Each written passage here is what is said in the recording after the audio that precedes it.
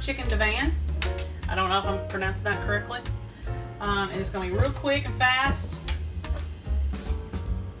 because I have tons of errands to run today. So I'm going to hurry up and get this done for you. You need to melt a tablespoon to 2 tablespoons of butter in a pan. I did about 1.5 tablespoons. The recipe called for a tablespoon. But I did a little bit more than that. You need to do a chopped onion. You're going to saute that.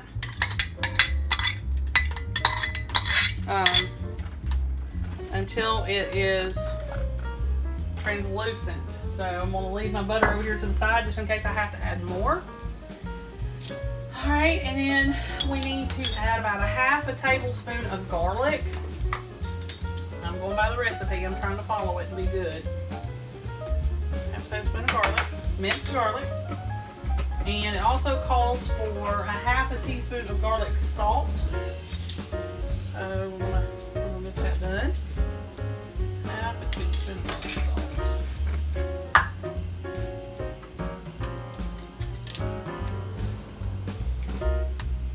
Okay. So all that's in there. And we have to cook until... Now I may have to change skillets. We'll see.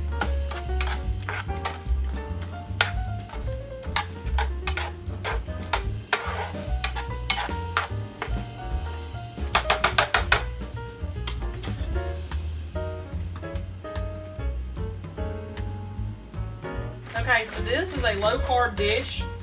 I'm pretty certain you can make it not a low carb dish. So don't count it out just because it is.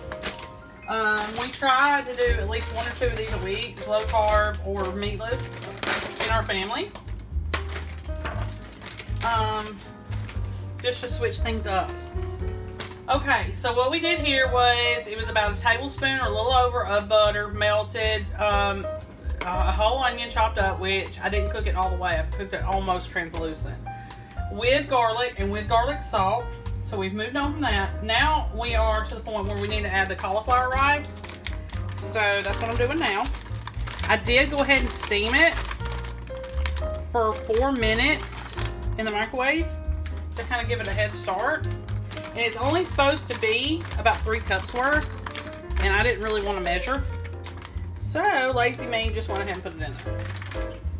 And it's okay. It's fine if there's extra vegetables. That's good for you. The next thing you're supposed to do is cook until it's softened, but like I said, I've already kind of done that. It's not frozen anymore. So we're just going to go ahead and go with it. And it was bought frozen, so it doesn't need to be boiled or cooked or anything. This is just kind of adding flavor. So I need to add some chicken broth, and the recipe calls for 1 cup of it. Okay, and that is the broth that I made from cooking the chicken first. So I may have to add more because I added more vegetables, but we'll see. It says to cook it covered for 10 minutes.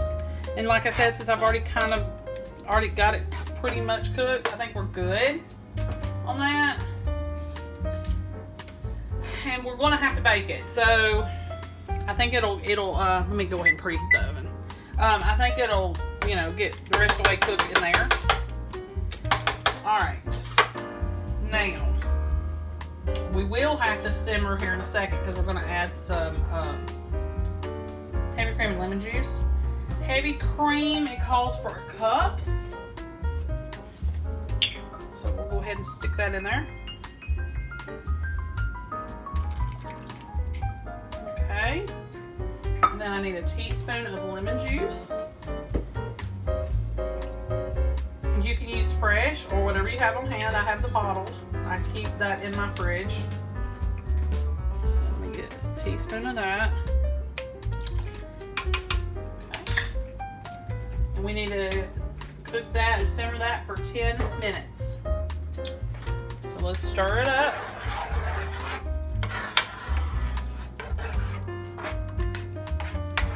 Cook it for 10 minutes. And then I'll come back and show you what to do next.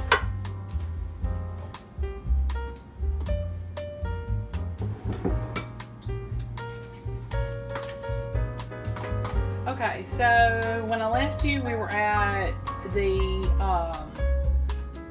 heavy cream and lemon juice being added, and we let it simmer for 10 minutes. And so the next step is to stir in mayonnaise. You need a half a cup of that, and you remove it from the heat as well.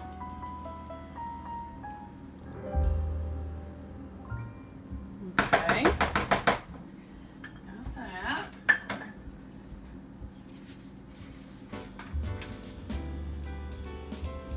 All right, let's stir it.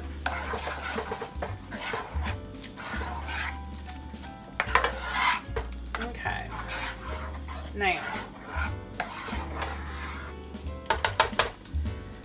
I went ahead and boiled that's my oven, 2 chicken breasts, which is what the recipe called for, and I've already chopped those up. I boiled them. You could probably put them in the oven and cook them or whatever, but I just boiled them. It's just real quick and simple.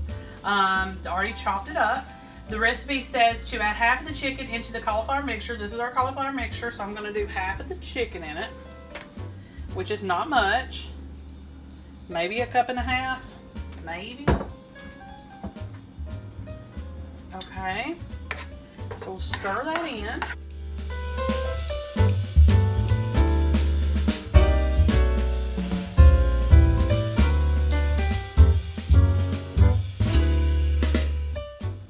Okay, so the other half of your chicken, you want to spread out. And the recipe calls for 8x8 baking dish. But I added extra vegetables, so I'm going to put it in a little bit bigger dish just so I got room. Alright, now after you put the chicken, the other half of the chicken into the bottom of the dish, you're supposed to add some steamed broccoli. Well, I did 2 12-ounce packages of the broccoli florets. And I'm just going to add both. It's probably too much. 1 package would probably be about enough. So you're supposed to put the broccoli in. Like I said, I'm going to do 2 of those. Because it's not going to hurt my family to get a little bit extra vegetables. And I don't have to try to measure anything. Okay, you spread all that out. And these have been steamed. I'm sure you could boil them if you don't want to steam them. So I'm sure it'll be fine. Next step would take the cauliflower mixture and put over the top. And this is really heavy, so I can barely lift it. The skillet is a heavy, heavy skillet.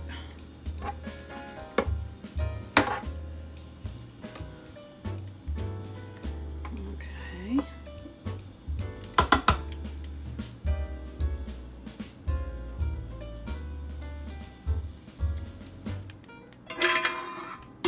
Okay. Now, spread that out.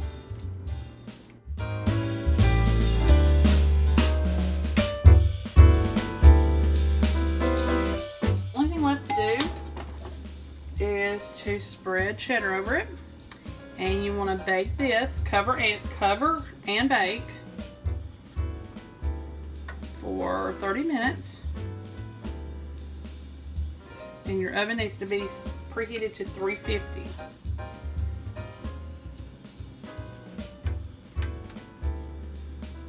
And that'll be it. And I'll show you the finished product when it comes out. Okay, y'all, it's all finished. I don't even want to disturb it because it looks pretty in the pan. But we just kept cooking it. It said 30 minutes, but I just kept baking it until it was bubbly. But I ended up at the end turning it up to about 375 instead of 350 because it just seemed to do better. So it looks really great. It's gonna be a good meal. You can always serve it as a side dish if you wanted to, I guess, but it's already got chicken in it, so it's real easy, real simple. See y'all later.